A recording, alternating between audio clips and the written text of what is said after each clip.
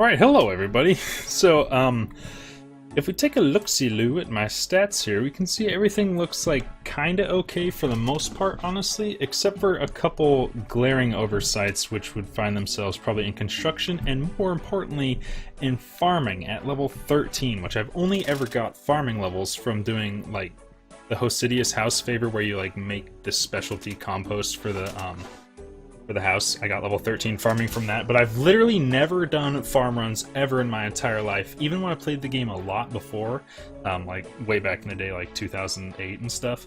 I don't think I've ever done a single farm run, and my goal with this account is to very long term eventually max, so I need to figure this out sooner rather than later, honestly, so I don't wake up one day and be like, wish I had 85 farming, but I have level 13, so that's what I'll be doing here today, just learning how to do some farming, and hopefully teaching you guys some stuff too. So I'm going to start by doing herb runs, because I hear those are good money, as well as I'm going to throw in some like tree patches and stuff, just because those are good experience. I want to learn how to do everything, really, because again, I've never done it, so I just want to get into the skill and figure out what it's all about.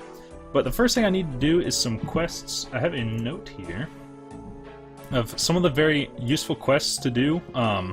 If you do all of these quests together, you'll end up with level 32 farming. I'll have slightly higher just because I already have level 13. Like it might be like 34 or something.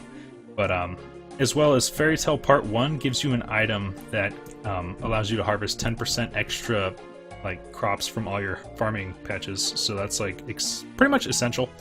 But regardless, I haven't done any of these quests.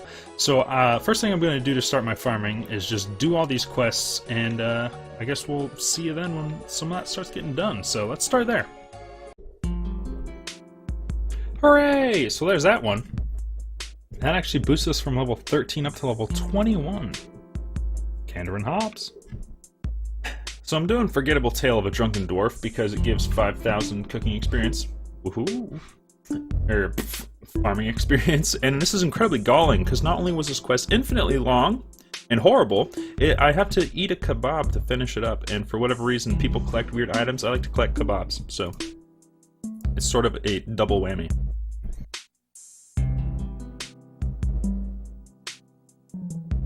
Alright, there you have it. Don't drink. But we got 27 farming, which is apple trees and gulpars. Alright, so moving on to Recipe for Disaster, we got ourselves this nice slop of compromise. Sounds a lot like a relationships. I'm sorry. And we just go ahead and use that on this guy. And boom! Another 1,000 farming experience. 28 farming, and wild blood hops. Hooray! Oh, and as luck would have it, since I had level 13 before I started doing quests, that brings us up to 32, which is the level we were going for. I still haven't done Enlightened Journey, but it seems awful, and I just want to get into farming anyway, so let's just jump into that. Yay! Okay, so I actually lied. I decided I should do the Enlightened Journey because free experience is always nice, and I need to do it for a couple medium diaries anyways, and some like reward diaries are one of my long-term goals right now. I want to complete all the hard diaries. So there we go, got that done. Now let's get into some farm runs.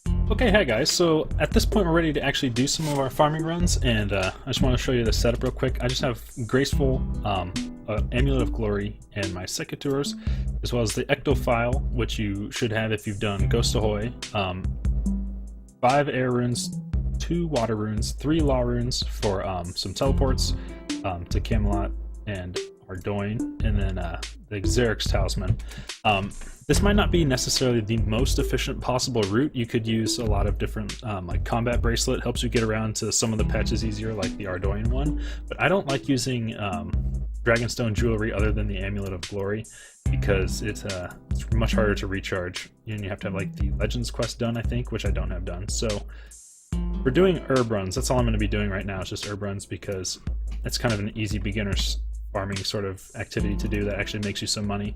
I think tree patches are the best experience in the game, both like standard trees and fruit trees. They're like really, really passive and very good experience.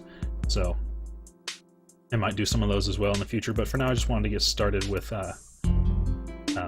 just regular herbs to try to make some money and just get some experience going. So first thing we're going to do is go over to Falador, go over to this herb patch here by teleporting to Draenor Manor. If you have the Explorer's Ring from doing the Lumbridge medium diaries, I think. You might even get it at the easy diaries from Lumbridge. You can teleport straight to the cabbage patch, and if you have the elite diaries done, you can teleport there infinitely. I think with the hard diaries done, you can teleport there 4 times a day, but also just teleporting into Draenor Village. Draenor Village is not bad at all either. So just, also make sure to have a rake and a seed dibber, as well as your compost in your inventory. So after you rake the patch, put on your compost. You can put the compost afterwards as well, it doesn't really matter. I think it used to be that you had to put the compost beforehand, but they've changed it since then. Okay, and then after that, we're gonna go ahead and dump our ectophile on the ground, teleporting us out here to Port Phasmatis, at which point we just want to run to the west. And go ahead and rake this herb patch as well. Just repeat the same process. And a little bit of compost. Alright, and from here, I'm going to go ahead and teleport to Ardoin. For this one, yeah, you can use a combat bracelet teleport, which will take you over by the ranging guild, which the patch is right here, and the ranging guild is right here. You also can use a skills necklace to go to the fishing guild, which I think puts you, like, yeah, right there. But the Ardoin teleport's right down here, and you don't have to worry about like selling and rebuying Dragonstone jewelry all the time, which I don't enjoy doing personally.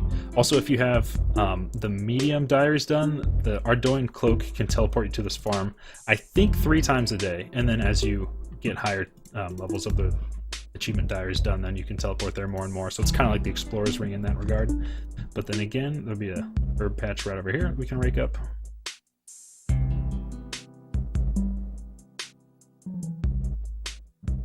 A bit of super compost. I'm going to go ahead and throw these weeds in this bin because I don't have it quite filled up with compostable stuff yet. Still not done. Cool. And then from here, teleport to Camelot. And run to the southeast. And same thing once again, just a lot of raking. I didn't realize that raking takes as long as it does. Again, this is my first ever experience doing any farming besides the Garden of Tranquility quest, which actually turns out it's kind of like a long and annoying quest, but it's a good introduction to farming because it makes you do a little bit of everything. It kind of gives you a feeling for stuff, plus then all the experience you get from it was a nice boost. It's like 5,000 experience, so if you do that right off the bat, it's just like a ton of experience. It gives you several levels. Okay, and the next thing we're going to do is rub Zarek's Talisman and go to check, because I'm actually not sure which one of these I'm going to need to go to. I think that whole island, yes, is way over here. Surprise. So we can teleport right here with Zarek's Glade, and we'll be running down to this patch. Let's go ahead and do that. Option number 2. And then another option that you can do to get here if you don't have a Zarek's Talisman is you can redirect your house to this house portal right here. You can either just move your house there, or you can use a scroll of redirection on a house teleport tablet, and I think that only requires 25 construction. Actually, I'm not 100% sure that you can redirect a tablet there with the scroll of redirection, but you definitely can move your house there at 25 construction if you don't have a Zarek's Talisman.